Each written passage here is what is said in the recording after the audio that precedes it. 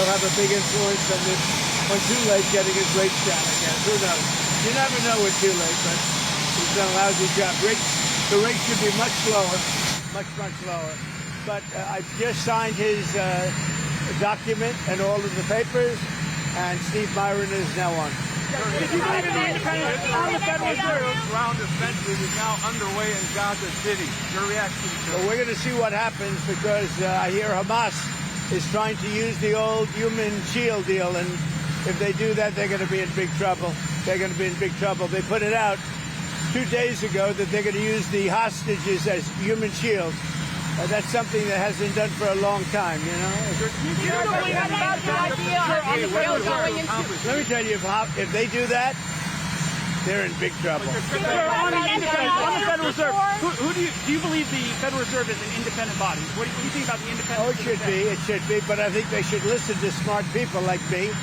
I think I have a better instinct than him. If you look, all the economists got it wrong. I got it right along with one other people out of 100. So they should listen to people that are smart. Nothing wrong with that. But they have to make their own choice. But they should listen. Before the invasion, did you speak to Prime Minister Netanyahu? No idea. What about the idea of Israel beginning this ground offensive in Gaza City? Do you support that? Well, I have to see. I mean, I don't know too much about it. I can tell you that if they put the hostages in front of them, Hamas, as protection, as what they call them bodyguards, Hamas is going to have hell to pay.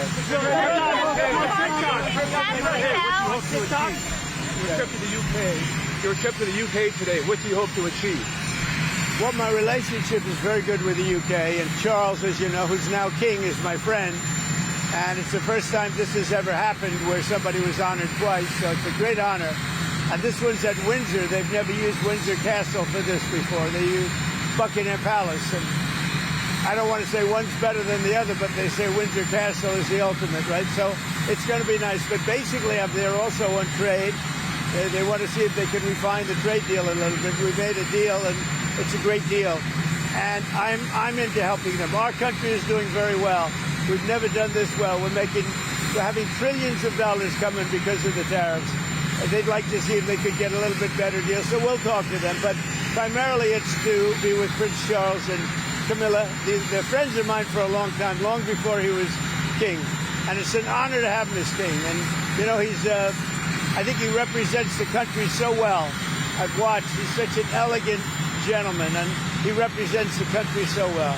Actor Robert Redford passed away today. Did you hear about that? Did? Wow. Apparently in his sleep at his home. Well, that's a good way to go, I guess. But I'll tell you, Robert Redford was great. He had a series of years that there was nobody better. This just happened, I guess. Huh? Yeah. Wow. He died at his home in Utah in his sleep. Yeah. And what movie would you say you liked the best in? Well, you have a lot of them. Honestly, I'd say he made 7 or 8 great movies. They were really great. There was a period of time when he was the hottest. I thought he was great. On TikTok, will TikTok go dark? Are you going to delay the TikTok ban? Well, we have a deal on TikTok. I've reached a deal with China. I'm going to speak to President Xi on Friday to confirm everything up. We made a very good trade deal, and I hope good for both countries, but a very different deal than they've made in the past. What companies are going to buy it? We'll be announcing that. We have a group of very big companies that want to buy it. And, you know, the kids wanted it so badly. I had parents calling me up. They don't want it for themselves. They want it for their kids. They say, if I don't get it done, they're in big trouble with their kids. And I think it's great. I hate to see value like that thrown out the window. So on auto executives... And, you know, you're talking about tens of billions of dollars. Some auto executives are concerned that compromising the 15% for auto tariffs coming in hurts American automakers. What do you say to... Well, I haven't compromised anything. Where did I compromise? Going down to 15% from 25. Going down to 15%. From 25 we charge, well, and where did the 25 come from? It came from there. You tell me. Just so you know, they paid nothing for years. Now they're paying 15%. And some things can pay more, like chips could pay more. Pharmaceuticals could pay more. You know, there's a bigger margin. With a car, you have to make 15% before you make a profit. It's pretty tough. So, but we had a good deal. Don't forget, European Union is paying our country because of tariffs $950 billion. Think of that. We're talking about a year. $950 billion. Japan is paying us $650 billion. These are countries that paid us nothing until I came along. And China's paying us a tremendous tariff. You know what the tariff is, right? You know what the tariff they're paying us? Yeah. What? Yeah, so it's 30% for the fentanyl as well as whatever for the 301. 20% for the fentanyl. But the overall is about 55%. Okay?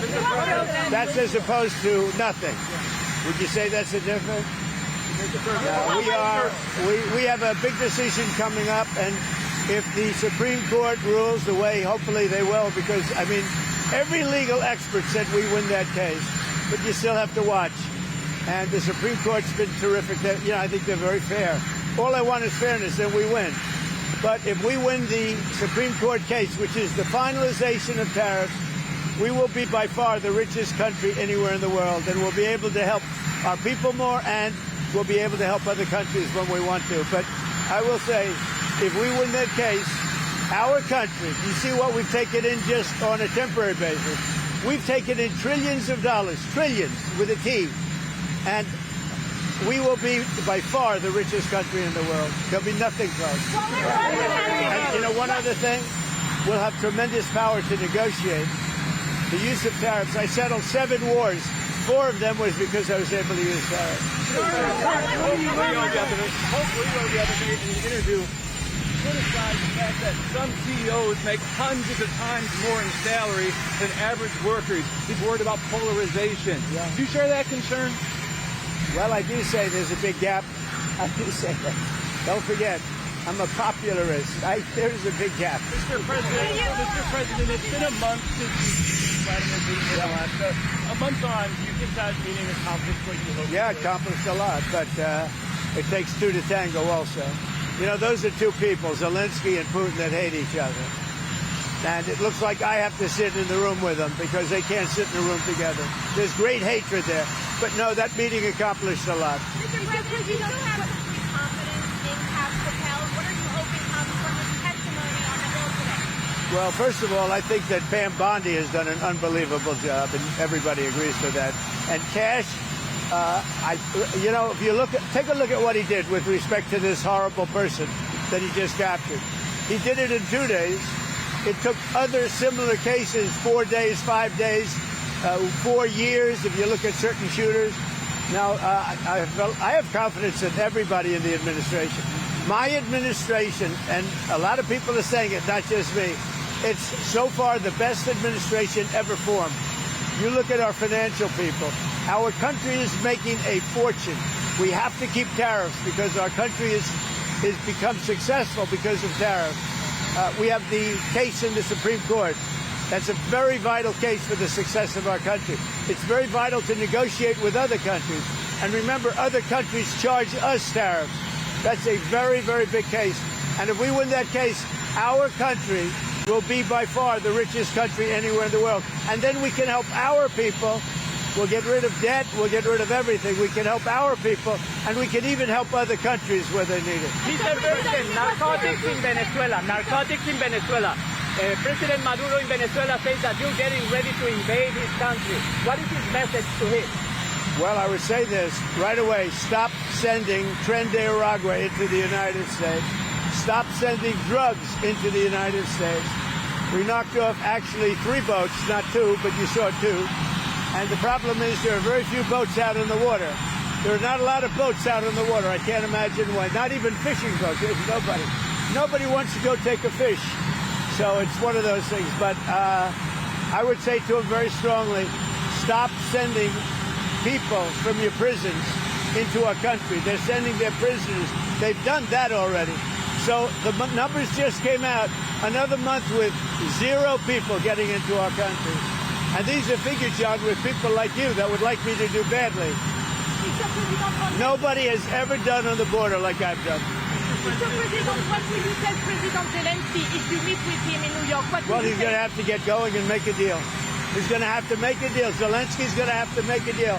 And Europe has to stop buying oil from Russia. Okay? You know, they talk. but they have to stop buying oil from Russia.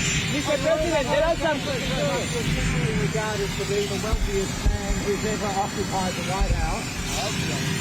How much wealthier are you now than when you returned to the White House? Well, I don't know the deals I made for the most part, other than what my kids are doing. You know, they're running my business. But most of the deals that I've made were made before. And that's what I've done for a life. I've built buildings. Like I'm building a building here. You know where I built? You know what? You see that area? Yeah. That is going to be the greatest ballroom anywhere in the world. And for 150, so it gives me pleasure to do it for the country. And I'm paying for it. I'm paying for it. The country's not, and that's an expensive ballroom. But is it appropriate? I think it'll cost $250 million, and it will be, I think, the finest ballroom. So for 150 years, John, you know this? They've wanted a ballroom, and now they're going to finally have it.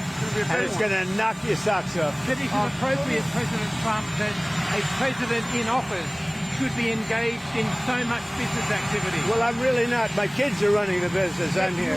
You know what the activity, where are you from? I'm from the Australian Broadcasting Corporation, Four Corners program. Well, the Australians, you're hurting Australia, right? In my opinion, you are hurting Australia very much right now. And they want to get along with me. You know, your leader is coming over to see me very soon. I'm going to tell him about you. You set a very bad tone. Well, go ahead, John. When Maybe you can set a When nicer the UAE does a deal, what does it want in return? Quiet. Mr. President, what are you hearing about the operation in Gaza, the Israeli operation? Are you concerned? Well, I'm hearing that they want to go in, and I'm also hearing that Hamas wants to take our 20 hostages plus dead bodies. You know, they have about 32 of them, and they want to put them in the way of any attack. And nobody's happy about that situation. It came out yesterday. I'm sure you saw that. They want to, supposedly they've taken the hostage out of deep caves and tunnels, and they're bringing them, putting them on the front line. Nobody's heard of that one for a few centuries. You saw that the UN said that Israel is guilty of genocide, that they've committed acts of genocide in Gaza. They voted on that? A new report out saying multiple acts of genocide. When it comes to a vote, we'll see what happens. That'll come to a vote, but we'll see what happens. And what do you make Pam Bondi saying she's going to go after hate speech? Is that, I mean, a lot of your allies say hate speech is free speech. Should probably go after people like you because you treat me so unfairly. It's hate. You have a lot of hate in your heart. Maybe they'll come after ABC. Well, ABC paid me $16 million recently for a form of hate speech, right? Your company paid me $16 million for a form of hate speech. So maybe they'll have to go after you. Look, we want everything to be fair. It hasn't been fair. And the radical left has done tremendous damage to the country. But we're fixing it. We have right now the hottest country anywhere in the world. And remember, 1 year ago, our country was dead. And now Washington, D.C. is fixed, and I fixed it. The mayor was fine. The mayor was just fine. Okay? The mayor had a sick city for many years. He's been mayor for many years. The one that fixed it was me and my people. And it is so safe. You should take your beautiful wife tonight and have dinner down there. You won't be shot. You won't be accosted. You won't even be looked at incorrectly by anybody. Washington, D.C. is safe. Now we're going to Memphis, where it's pretty rough, to put it mildly. And then we're going to have to go. A friend of mine who is a big railroader, he stops at all the cities. He knows every city. He said, sir, you have to save Chicago. So I'm going to go to Chicago early against Pritzker. Pritzker's nothing. If Pritzker was smart, he'd say, please come in. So last week, over the last week and a half, 11 people in Chicago were killed, murdered, and 38 were shot. And then Pritzker, and by the way, this is going on constantly. If they lose less than 6 or 7 people a week with murder, they're doing a great job in their opinion. Chicago is a death trap, and I'm going to make it just like I did with D.C., just like I'll do with Memphis. Now, remember this. So a man comes into my office, one of the biggest businessmen. I'll tell you, he runs Union Pacific. Is that big? Biggest railroad in the world, I guess. And he started off as a railroader. He was running a railroad, a little caboose. He was in a caboose. Now he runs the whole damn thing. 45 years ago, he started off in a caboose. I don't know what that's all about. And he became the top, so that's a good place to start. But he came in. He knows the country intimately. He's looking to do a merger by another railroad, the one that where had the little problem East Palestine, right? And they want to buy that railroad, as you know, it's pretty public. But I sat with them and I talked. I said, so you know every city? Yes, sir. I go into every city, and I have for 45 years. I said, where would you go next? He said, St. Louis is in big trouble. He said, but Chicago is a great city. You can save Chicago, sir. Don't let Chicago die. This is a guy telling me with great knowledge and trust. He said, don't let Chicago die, sir. It's dying. Don't let it die. I'm going to Chicago next. The UAE, Mr. President. What do you think they want when you do a deal with the federal trade? Well, I just want something to happen, whether it's federal, state, most likely it's going to be state. The question is whether or not we overlap with a federal judge. So they're looking at that. But the state is very competent. The governor's doing a very good job. As you know, they have the death penalty. It's a tough death penalty, too, as you know. But they have the death penalty. So as to whether or not we judge, we will be working with them.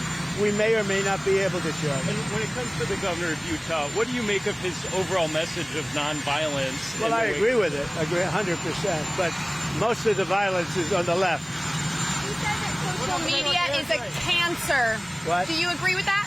The Utah governor said that social media is a cancer and more people should log off and take some time away. Well, it's not a cancer in all respects. In some respects, it's great. But there are segments, there are deep, dark holes that are cancerous, absolutely. Beyond cancer, they're death. How are you going to get China to open their market? The Supreme Court this morning denied China Willis's appeal of your case for moving this up to the Well, that was a great decision.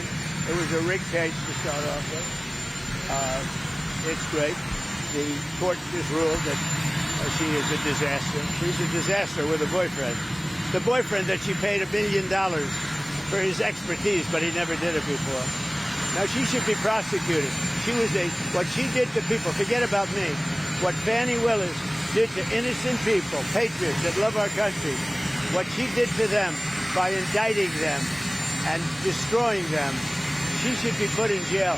She's a criminal. Fannie Willis is a criminal. Will you apply more pressure to EU and NATO countries not to purchase Russian oil? I do, but here's the problem. You know the problem. They're purchasing Russian oil. I don't want them purchasing Russian oil, and they've got to stop immediately. Not fair to us. They're purchasing Russian oil, and we have to, do things. Now, the nice part, it doesn't cost us anything anymore. You know that. Yeah. They are buying everything from us, unlike Biden, who gave away $350 billion. We actually make money, but I don't want to make money. You know what I want? I want that war to stop, because last week 7,018 people got killed. Thank you. Russia was targeted today, just now. You announced 70 patriots in Ukraine 2 months ago. Where are you from? Ukraine. Good. Will they come, and do you know when they will come? The patriots. What will come? The patriots. You announced 70 patriots to Ukraine 2 months ago. Look, let me just tell you, I love Ukraine. I love the people of Ukraine. That's why I asked. I thought that was a little Ukrainian accent, but the country's in serious trouble. It should have never happened. It's a war that should have never happened. The country's in very serious trouble, but I'm going to get it stopped. I've done seven countries. I've stopped 7 wars in the last 8 months. I thought that would have been the easiest because I know Putin, but it's not, because there's tremendous hatred between Zelensky and Putin. But we're going to get it stopped. How soon will you go to the Supreme Court to stop Lisa Club?